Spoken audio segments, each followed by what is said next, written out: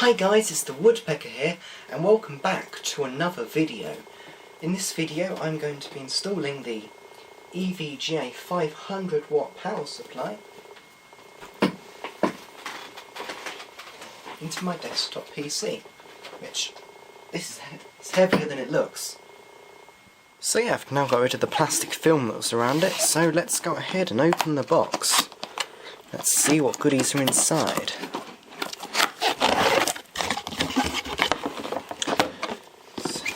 A little instruction manual, which I guess is the same for the 430W, 500 and 600W. So inside we got to connect the main motherboard power connector to your graphics card, although my graphics card doesn't have the extra power connector. How to connect it to your hard drives and things, and etc. And of course this instruction manual is in multiple languages, although yeah, see what's in this little bit here. So we've got cables, we've got of course our standard 3-pin to kettle plug adapter, which I'll get out of the bag. I don't know why they always make these bags really difficult to open.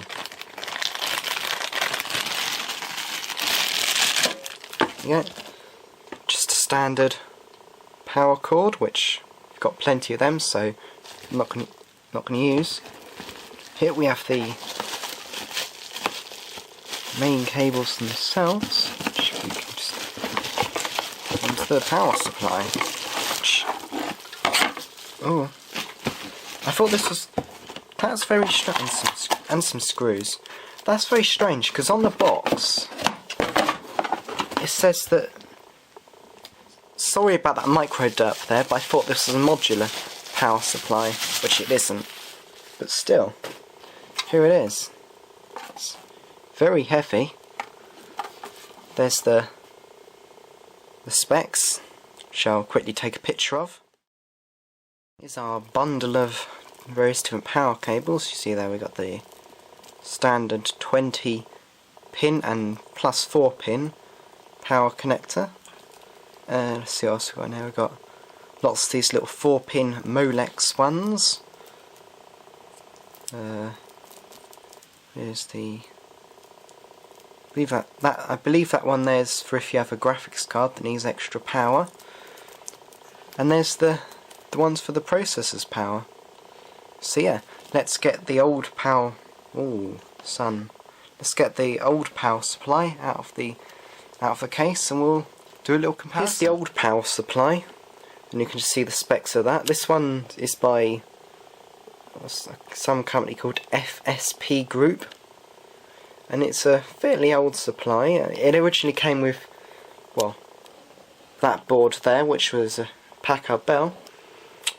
So yeah, this is probably about 9 years old or so, and it's got a total output of I think 250 watts, although I'm not sure, because I'm guessing it's probably a really cheap one. Look how much dust is built up on this fan. Crikey. Just had to take a quick film of that. Just like plumes of dust just arising. Now I've got to try and unplug it from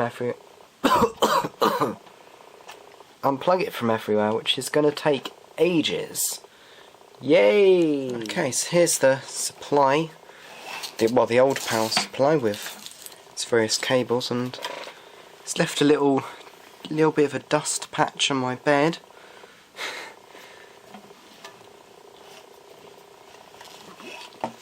Yeah, so at least now I have a power supply that I can put to this little thing.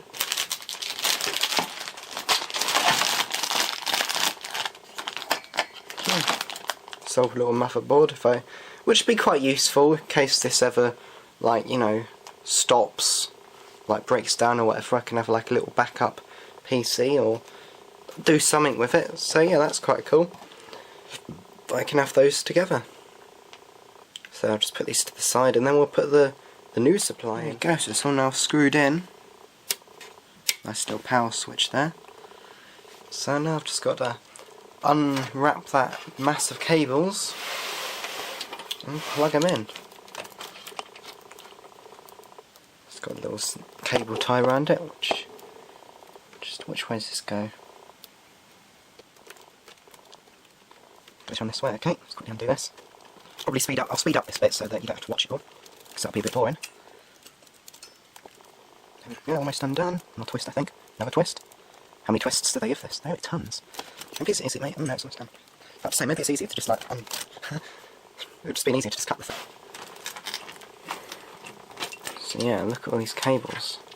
Let's plug in the main ones, which we're going to, well, not the main ones, but the important ones. So we got the, let's try and get these fan connectors out of the way, fan cables out of the way. Let's plug this in down here. Do these go? Okay. This is going to be difficult. Doing it with my left hand as well. So one keeps getting in the way. Okay, so that one's in. Now I've got the little 4-pin block. Not quite sure why it's in two separate cables, but okay. There we go, it's clicked in. You can just see it kind of down there underneath this. There it is. That's for the main power for the board. So let's find the here we go, so the processor ones. No, that's not on them. Well, I only need one for this thing, so I'm just gonna hopefully this should reach. There's plenty of room. The old supply didn't, which is why I needed this little cheap little adapter. Well, yeah, to make it longer. Let's plug one end of this in here. And get it in. Can I get it in? It's so difficult.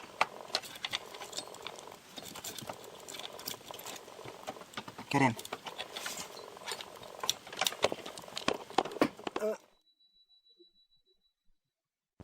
Now we've just got our SATA power, so we're going to plug one into our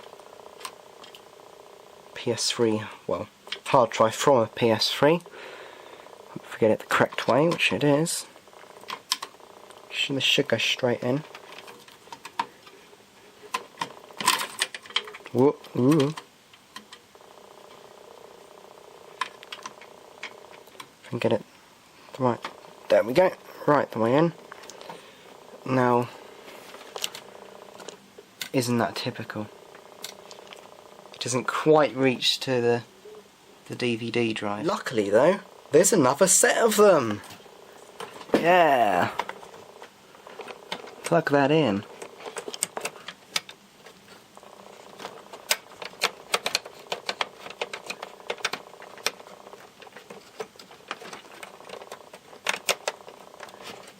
So difficult, because although it's a really nice day, it's really sunny and I just cannot see a thing.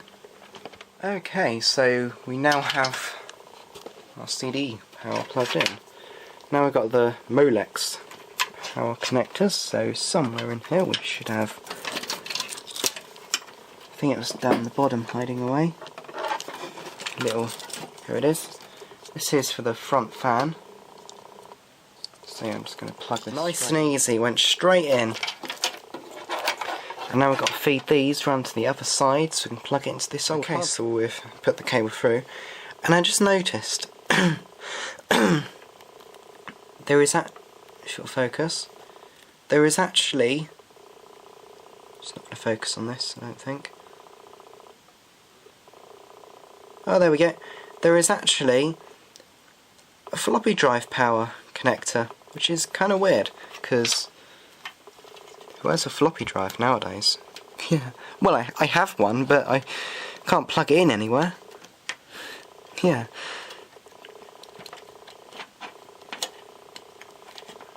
There we go. All of the power cables are now plugged in, I think. So now let's get the cases back on it, connect it up and switch it on, see if it works. Okay, let's switch it on down here, the switch, and I believe the appropriate word to say is smoke test. Well, it didn't blow up. That's the best thing. Just try and sit down. There we go. Switch on, because even though I've set that as the primary, it thinks the TV is the primary. EVGA? AV? What? No. Not playing Xbox TV. Quickly just plugged in the mouse in the front. Nothing. Probably screaming like, what's going on here? I hadn't plugged in the power cable into the back, and I'm like, why isn't it switching on? So stupid. Oh my goodness. How dumb can it be? Just plug this in fully. Now let's switch it on.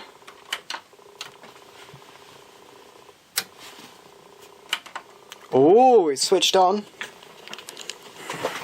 Hopefully we should get something. It beeped. It's slightly quieter, which is quite incredible.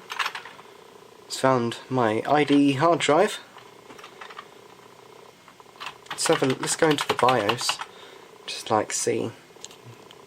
No warnings. There's the voltages from it.